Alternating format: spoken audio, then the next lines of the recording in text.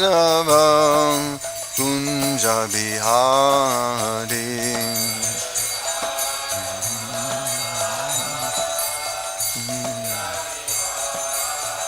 Jai Radha Madhavam Kunja Bihari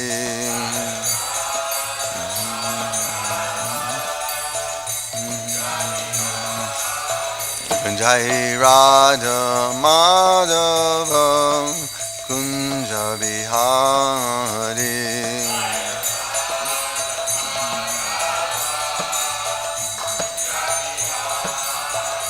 Jai Radha Madhava Kunja Bihari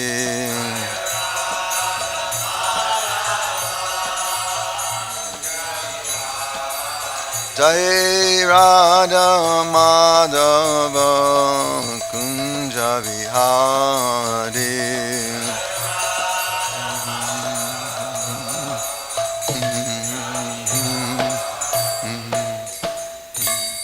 Jai Viṣṇu Pad Paramahansa Parivājakacharya Astotarasi Srimādas Divine Grace Srila Prabhupada Jai Viṣṇu Pad Paramahansa Parivājakacharya Astotarasi Srimādas Divine Grace Srila Bhakti Santama Srila Prabhupada Ki Jai Ananda Guri Vaishnava Vrinda Ki Jai Namacharya Haridas Thakur Ki Jai Prem Se Kaho Sri Krishna Chaitanya Prabhu Nityananda Shri Giridhar Shri Gaura Bhakti Grantharaj Srimad Bhagavatam Ki Jai Thai Gaura Vimanandi, all glories to some of the devotees. All glories to some of the devotees. All glories to some of the devotees. All glories to Sri Sri Guru and Gauranga.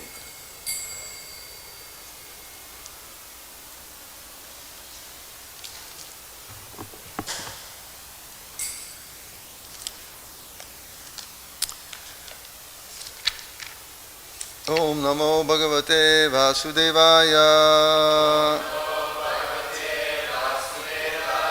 Om Namo Bhagavate Vasudevaya. Om Namo Bhagavate Vasudevaya.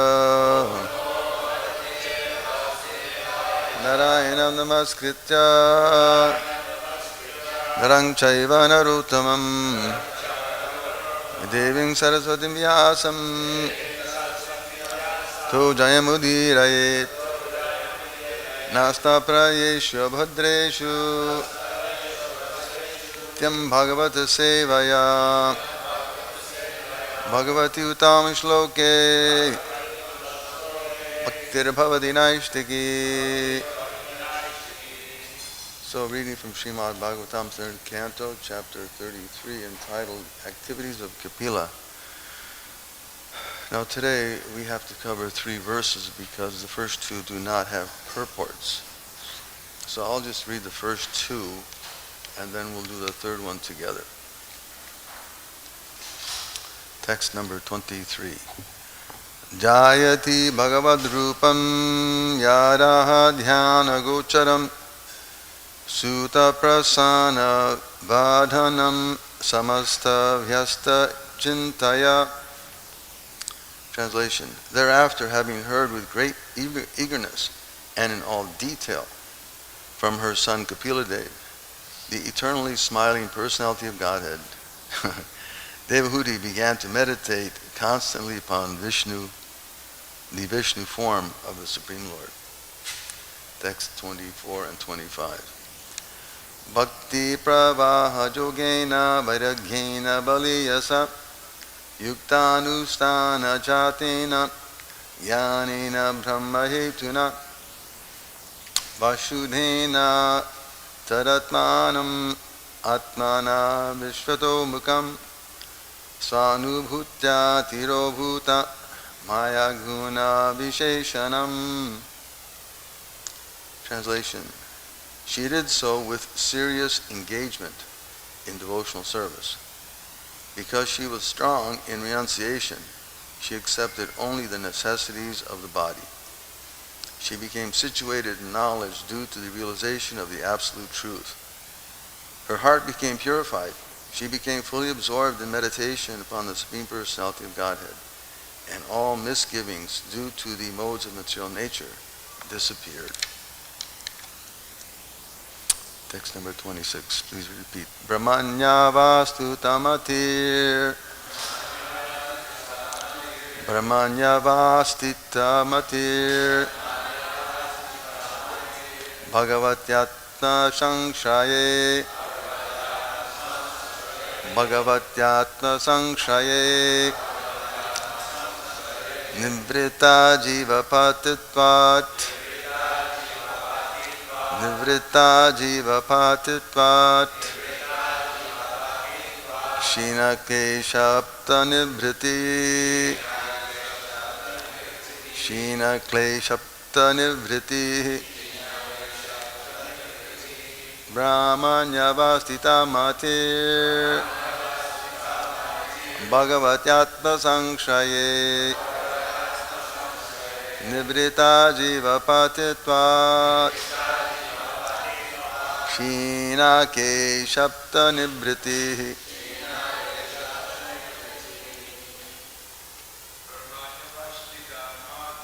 brahmaṇy avasthita-matir.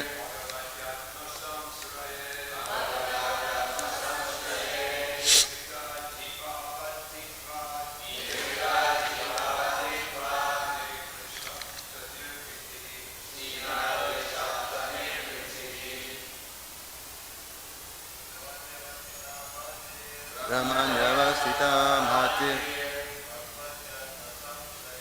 bhagavati ātma-saṁśraye. nivṛtta-jīvāpattitvāt. kṣīṇa-kleśāpta-nirvṛtiḥ. Ladies, brahmaṇy avasthita-matir. bhagavati ātma-saṁśraye. nivṛtta-jīvāpattitvāt. kṣīṇa-kleśāpta-nirvṛtiḥ. brahmaṇy avasthita-matir. bhagavati ātma-saṁśraye. nivṛtta-jīvāpattitvāt. kṣīṇa-kleśāpta-nirvṛtiḥ. brahmaṇi in Brahman. Avasthita, situated.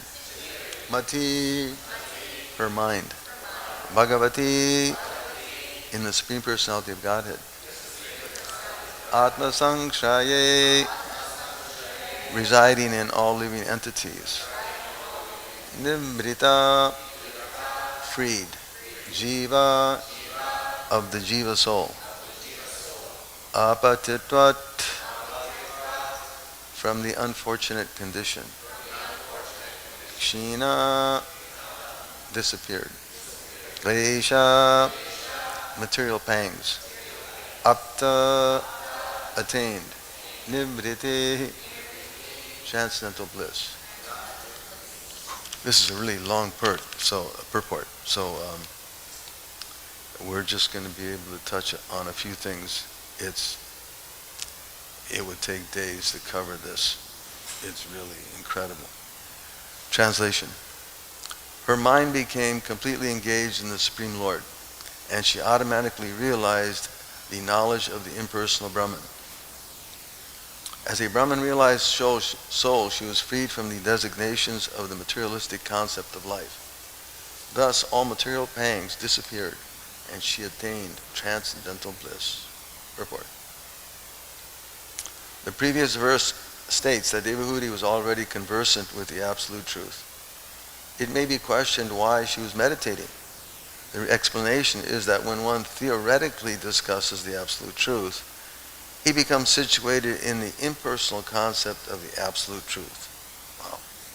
Similarly, when one seriously discusses the subject matter of the form, qualities, and pastimes and entourage of the Supreme Personality of Godhead, he becomes situated in meditation on him. If one has complete knowledge of the Supreme Lord, then knowledge of the impersonal Brahman is automatically realized. The Absolute Truth is realized by the knower according to three different angles of vision, namely impersonal Brahman, localized Supersoul, and ultimately the Supreme Personality of Godhead. If one is situated therefore in knowledge of the Supreme Person, this implies that one is already situated in the concept of the Supersoul and impersonal Brahman. In Bhagavad Gita it is said, Brahma Bhuta Prasanatma. This means that unless one is freed from the material entanglement and situated in Brahman, there is no question of entering into the understanding of devotional service or engaging in Krishna consciousness. One who is engaged in devotional service to Krishna is understood to be already realized in the Brahman conception of life, because transcendental knowledge of the Supreme Personality of Godhead includes knowledge of Brahman. This is confirmed in Bhagavad Gita, Brahmano hi patistaham. The concept of the Personality of Godhead does not depend on Brahman. The Viṣṇu Purana also confirms that one who has taken shelter of the all-auspicious Supreme Lord is already situated in the understanding of Brahman. In other words, one who is a Vaishnava is already a Brahmana. Another significant point of this verse is that one has to observe the prescribed rules and regulations, as confirmed in Bhagavad Gita, yuktara viharasya. When one engages in devotional service in Krishna consciousness, he still has to eat, sleep, defend, and mate, because these are necessities of the body. But he performs such activities in a regulated way. He has to eat Krishna Prasad. He has to sleep according to regulated principles. The principle is to reduce the duration of sleep and to reduce eating, taking only what is needed to keep the body fit. In short, the goal is spiritual advancement, not sense gratification. Similarly, sex life must be reduced. Sex life is meant only for begetting Krishna conscious children. Otherwise, there is no necessity for sex life.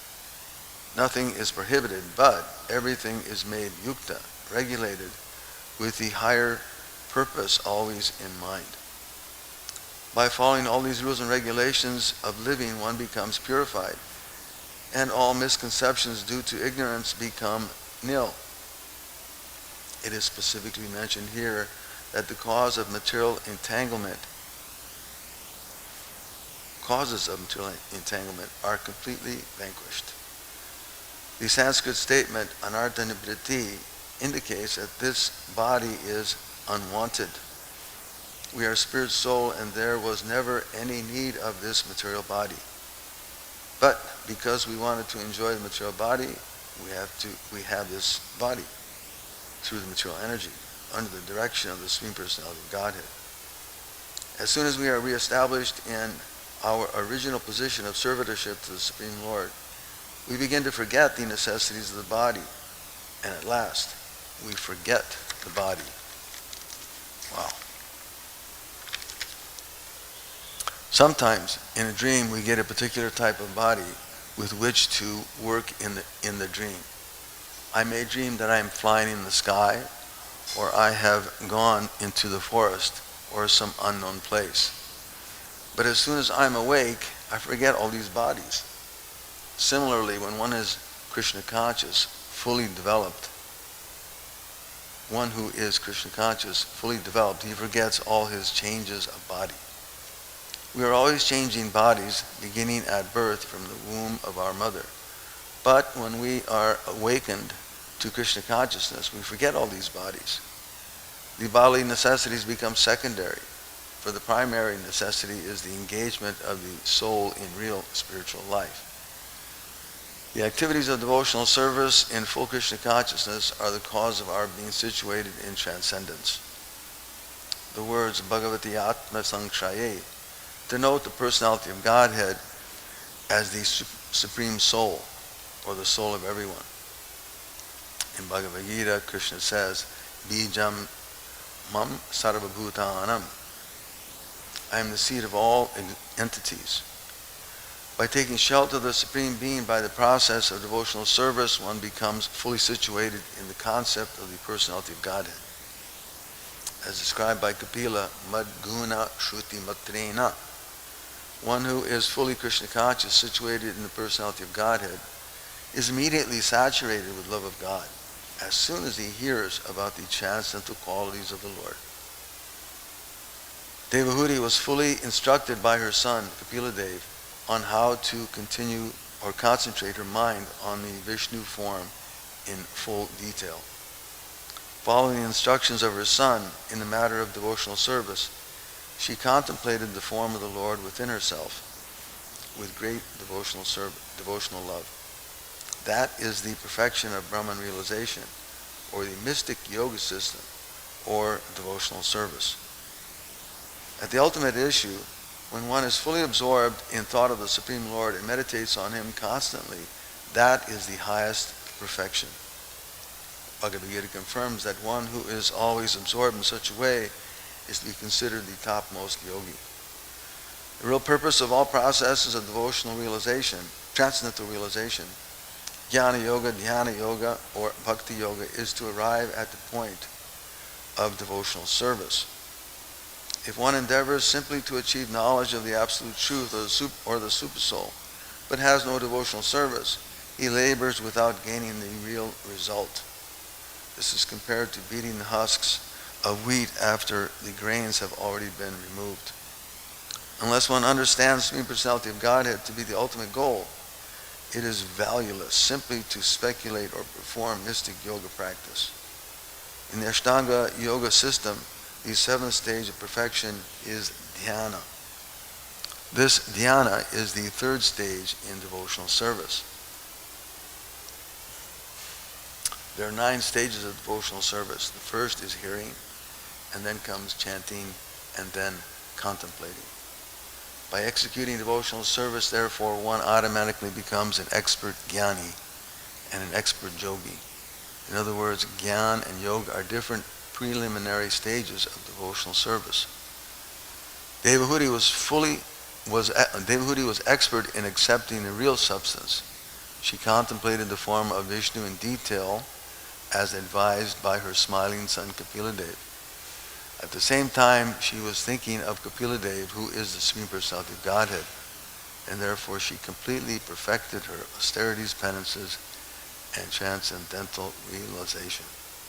Prabhupada ki jai. Om Ajnana-timirandasya Jnananjana Shalakaya Chakshurmilitam Dena Tasmai Sigurum Gam Gurodi Vachalam Pankam Langai Degam Yadgita Mande Sigurum Diratan Paramananda Madhavam Sri Chaitanya Ishvaram.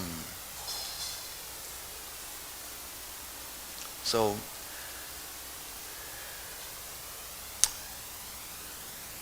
previously we were discussing how, and Prabhupada was pointing out how Devahūti was progressing through her devotional service. And Prabhupada pointed out the principle of pratyahara, or sense withdrawal. And her conclusion to that was to wrap everything up. She wanted to, as Prabhupada explained,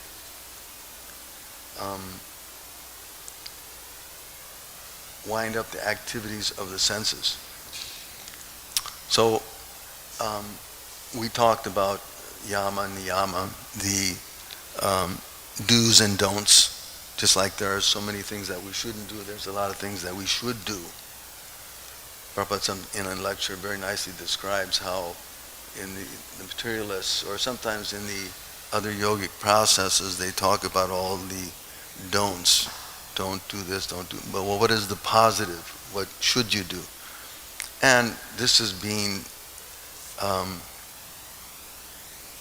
exhibited in a practical way by the example of Devahūti.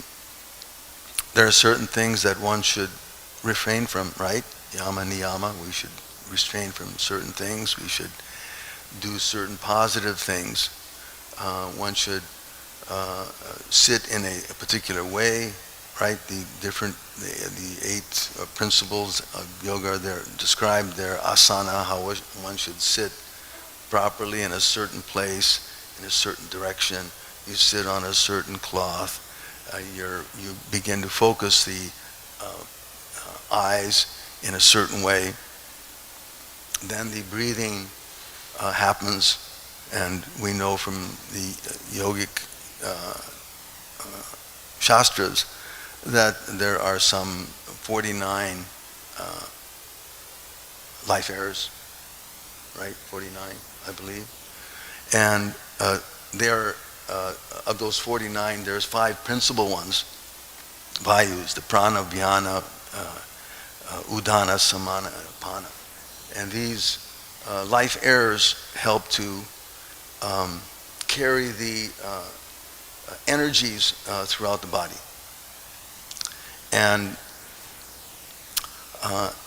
then Srila Prabhupada touched on pratyahara, or the sense withdrawal. And that was where Devahūti was experiencing that she was through with all of the externals. Now she wanted to focus on the most important thing, and that is the withdrawal from material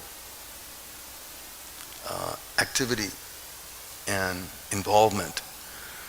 So she was withdrawing her senses, just as the example is always given of the tortoise, how it withdraws its senses.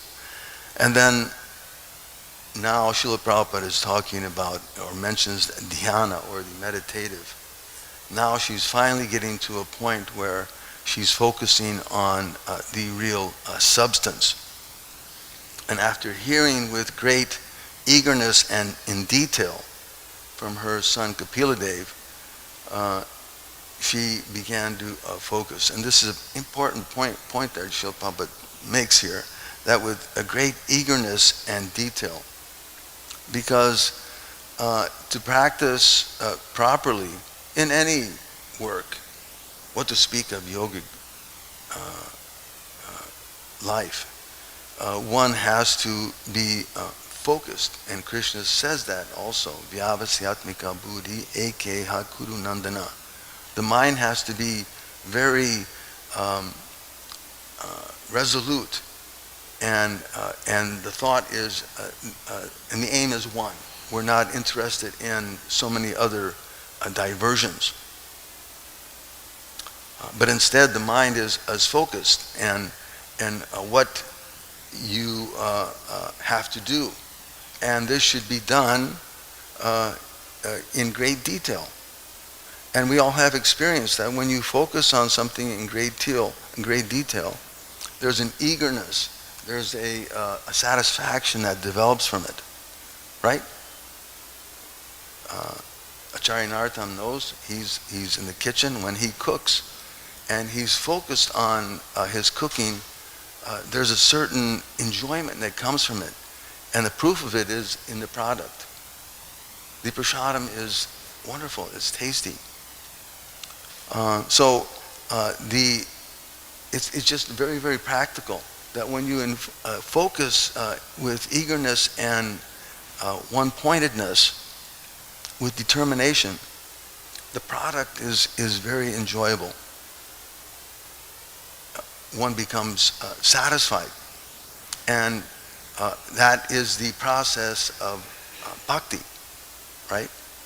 Vasudevi bhagavati bhakti yoga priyojita janati ashu vairagyam jnanam chayarahaitakam. That as you practice the knowledge and detachment, and an eagerness develops in the practitioner.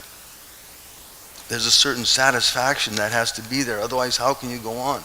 As Prabhupada pointed out in the translation, she was so serious in her engagement in devotional service, very resolute in her determination. And by that determination in devotional service, again the Bhagavatam tells us, Tara rajas tamo bhava kama lobhades chaitar navidam stitam sati.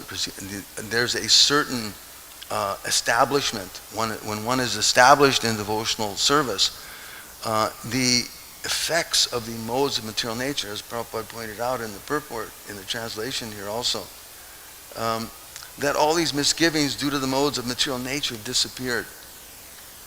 As soon as she became established in understanding what her course of work should be, that being devotional service, bhakti, the misgivings due to the modes of material nature, they disappear, and one becomes happy. One becomes established in a devotional life. So, and Rupa Goswami also points that out, right? Utsahan nistayat dayat tat karma vartana. That there has to be a certain enthusiasm there.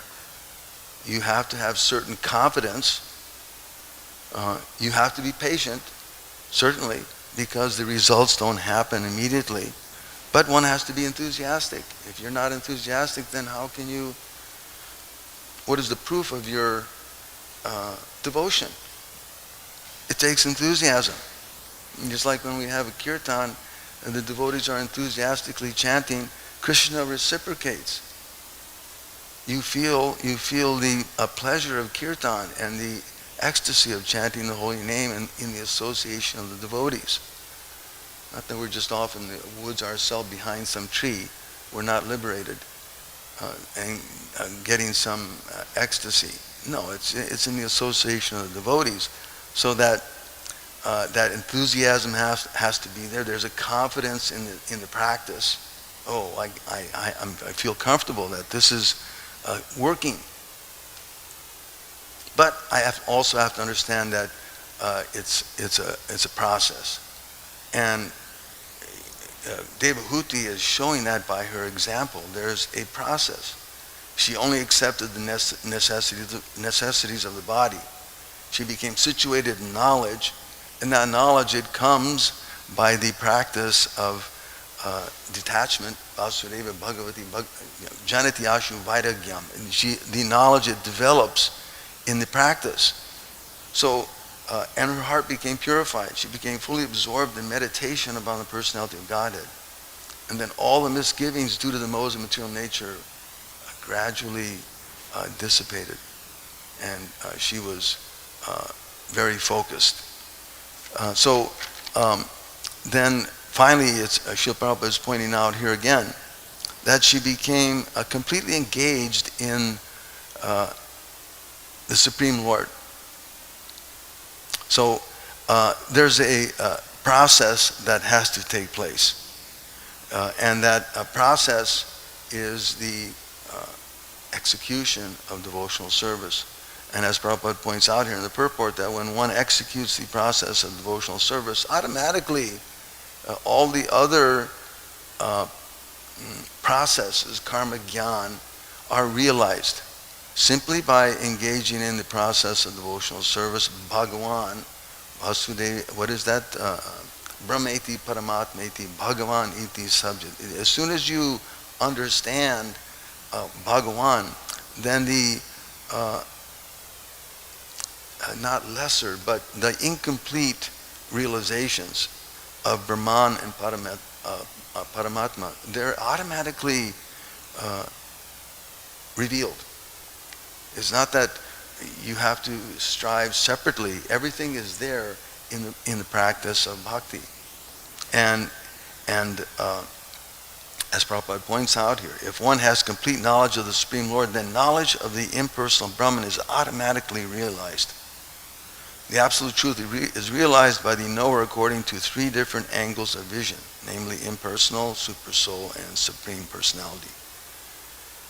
If one is situated, therefore, in knowledge of the Supreme Person, this implies one is already situated in the concept of the supersoul and impersonal Brahman. And that impersonal Brahman, we understand, is, Prabhupada points this out here, is just an aspect. Brahmanohi pratistaham amritasya yasya cha. But that Brahman concept is not very satisfying.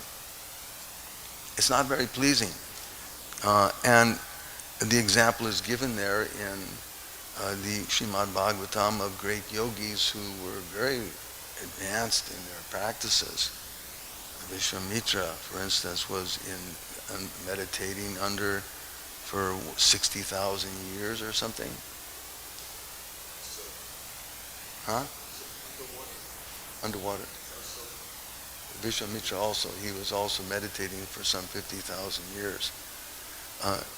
Muni was underwater and he got disturbed by some tinkling stuff. Viṣṇu became attracted. These yogic processes, although they're beneficial, they're not complete. And therefore, the elements of bhakti have to be introduced.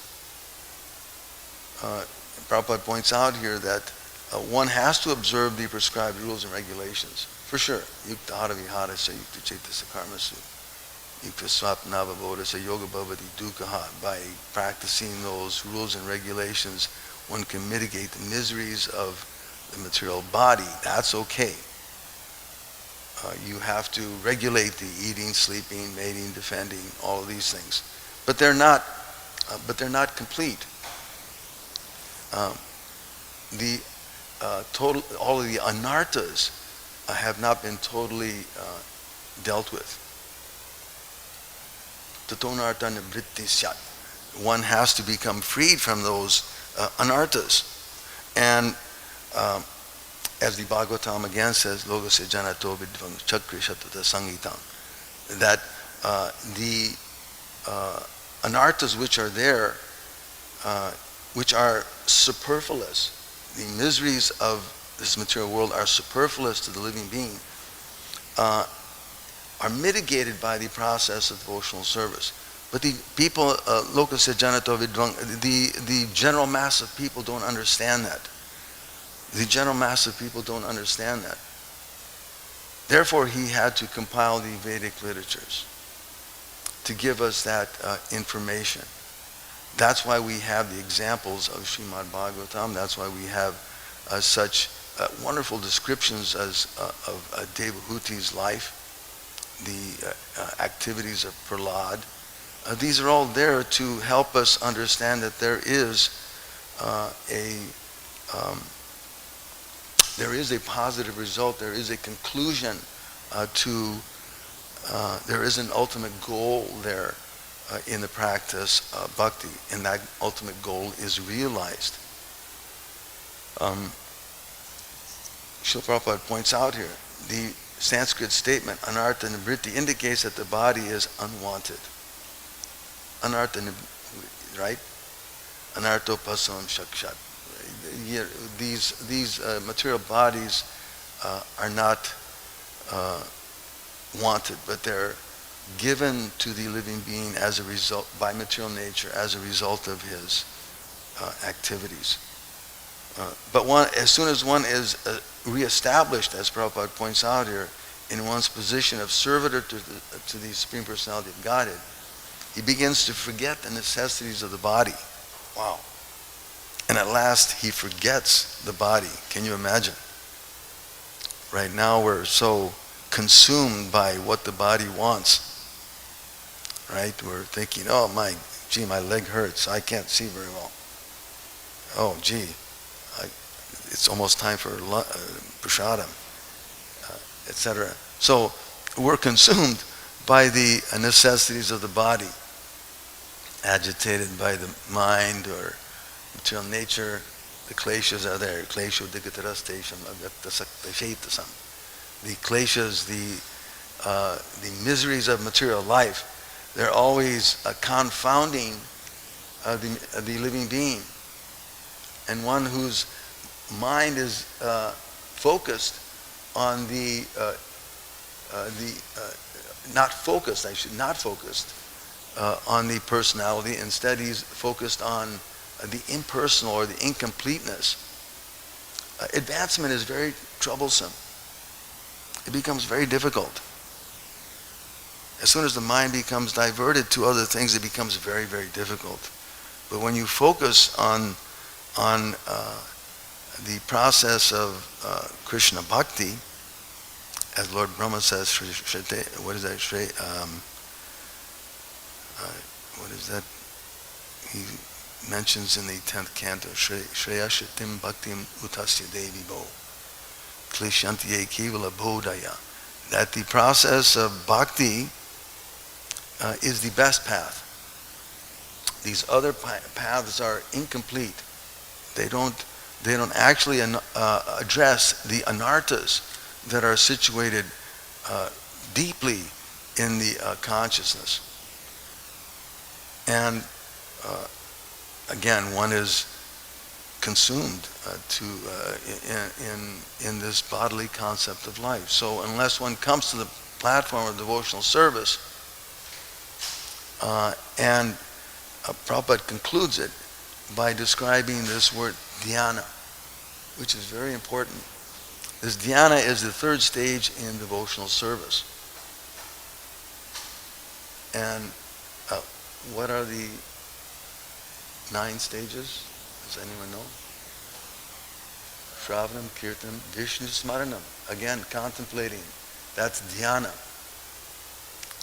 Hearing, Shravanam, Kirtanam, talking or sharing, preaching, chanting,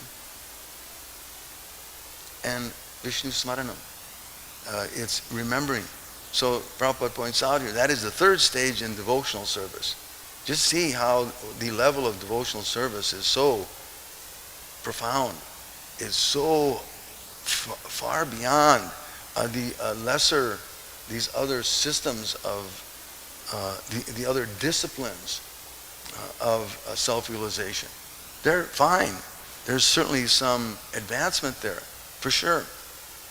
But the process of devotional service is so far beyond. Dhyana is only the third stage in devotional service, and there are 9 stages. So, and also, what is that? Adosha tatha sadhu sangha bhajana kriya. So after that association and taking initiation, one engages, or one after the association, one takes bhajana kriya. You start doing something. You start doing some performing, acting, and on that acting platform, you take initiation from the spiritual master, and then you then the anarthas, the bad things which are stuck so deep down, they're gradually mitigated. They're gradually burned away, and with no hope of them coming back. If we're engaged, if one is very careful, and Prabhupada points out here, Devahūti was expert in accepting the real substance. She contemplated, or dhyana, the form of the Viṣṇu in detail as advised by her smiling son Kapiladeva. At the same time, she was thinking of Kapiladeva, who is the Supreme Personality of Godhead, and therefore she completely perfected her austerities, penances, and transcendental realization. It's such an incredible gift. So we'll end there. Are there any questions or comments? Yes, Prabhu.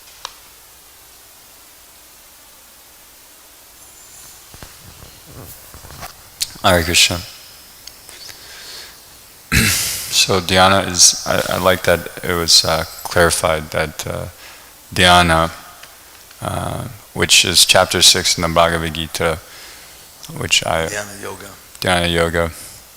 I guess I had, originally it was called Sankhya Yoga, and then it goes in the process of Ashtanga Yoga, but dhyana being more specific to trance or the constant remembrance is a very nice detail that I'm glad this purport elaborated. Yeah, Prabhupada so nicely clarifies this.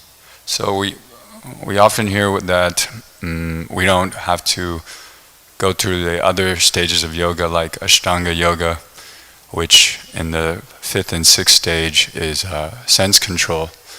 But then in this purport, which is detailing Bhakti Yoga, Srila Prabhupada is preaching a lot about sense control and mitigating your desires for eating and sleeping to nil. So isn't that also Ashtanga? Sense control? It's an aspect. It's a certain aspect of Ashtanga, sure. So we're not negating that practice then? No, we're not negating any other process. It's inclusive. Bhakti is inclusive of all the other practices. It's just, which are just certain rungs on a ladder. There's certain rungs on a ladder. And as you advance further in the process of bhakti, the steps are higher and more complete. Okay, thank you. Until finally there's samadhi. And that will be revealed in the following verses, how Devahūti is finally experiencing the perfection of her meditation.